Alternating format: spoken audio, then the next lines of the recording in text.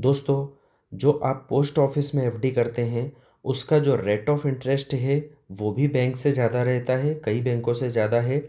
और सबसे महत्वपूर्ण बात यह है कि बैंक में आप जो एफडी करते हैं उसमें आपका पैसा कितना सुरक्षित है, ये सबसे महत्वपूर्ण क्वेश्चन है। और बैंकों में, जो बैंक आरबीआई के अंडर में आती है, वहाँ पर आपका पैसा सिर्फ 5 लाख रुपए तक इंश्योर्ड है।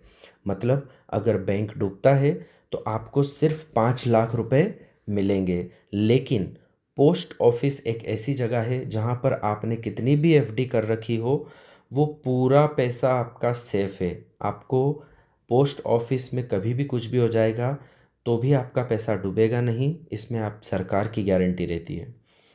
तो दोस्तों, पोस्ट ऑफिस की एफडी बैंक की एफडी से काफ़ी बेहतर है। पोस्ट ऑफिस की जो एफडी है वो कोई भी कर सकता है। आप बच्चे के नाम पे भी कर सकते हैं, बड़ों के नाम पे भी कर सकते हैं, सीनियर सिटीज़न भी इस एफडी को कर सकता है। और अगर आप चाहें तो माइनर के नाम से भी एफडी कर सकते हैं अंडर गार्जियनशिप में। दोस्तों, अब हम बात कर लेते हैं कि इसमें एफडी बनवाने के लिए डॉक्यूमेंट की आवश्यकता क्या क्या होती है। तो सिंपल डॉक्यूमेंट, आपको सिर्फ अपना पैन कार्ड, आधार कार्ड और एक पासपोर्ट साइज़ के फ़ोटो की और बैंक अकाउंट डिटेल की। अगर आपका पोस्ट ऑफिस में सेविंग अकाउंट है तो आपको बैंक अकाउंट देने की ज़रूरत नहीं है, अदरवाइज़ आपको बैंक की पासबुक देना पड़ेगी। अब दोस्तों, हम बात करते हैं कि मिनिमम कितने रुपए की एफडी कर सकते हैं। तो पोस्ट ऑफिस में आप 1,000 रुपये की एफडी भी कर सकते हैं और मैक्सिमम अमाउंट की यहाँ पर कोई कैपिंग नहीं है। अब सबसे महत्वपूर्ण चीज़ कि अक्टूबर 2024 में रेट ऑफ इंटरेस्ट क्या है।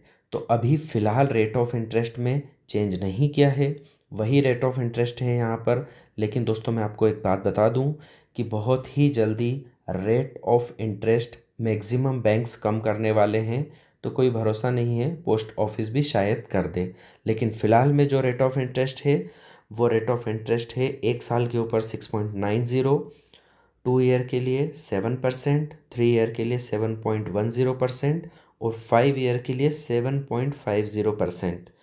दोस्तों, इसमें सीनियर सिटीज़न के लिए एडिशनल 0.5% रहता है। अब हम बात कर लेते हैं टैक्स सेविंग एफडी की।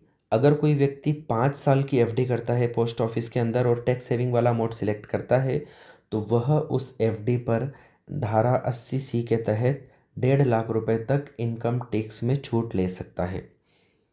दोस्तों, अगर आप 1 लाख रुपए की एफडी पोस्ट ऑफिस में करते हैं तो उसका रिटर्न कितना बनेगा, ये हम आपको बताते हैं।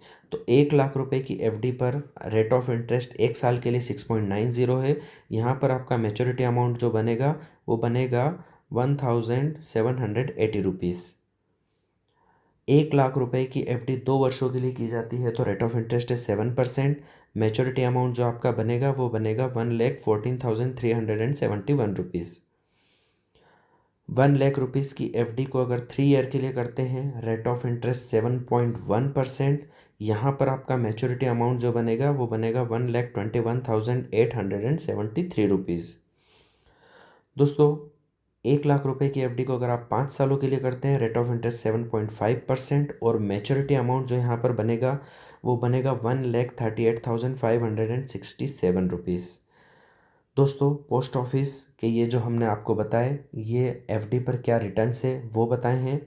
अब हम आपको बताते हैं कि पोस्ट ऑफिस में आप कितनी एफडी बनवा सकते हैं। तो दोस्तों, यहाँ पर कोई रूल नहीं है कि आप मैक्सिमम एफडी नहीं बनवा सकते। आप चाहे तो एक एफडी बनवाएं, दो बनाएं, 10 बनाएं या 100 एफडी करवाएं। आप जितना मन चाहे उतना पोस्ट ऑफिस में फिक्स डिपॉजिट ओपन कर सकते हैं और अमाउंट की भी यहाँ पर कोई कैपिंग नहीं है।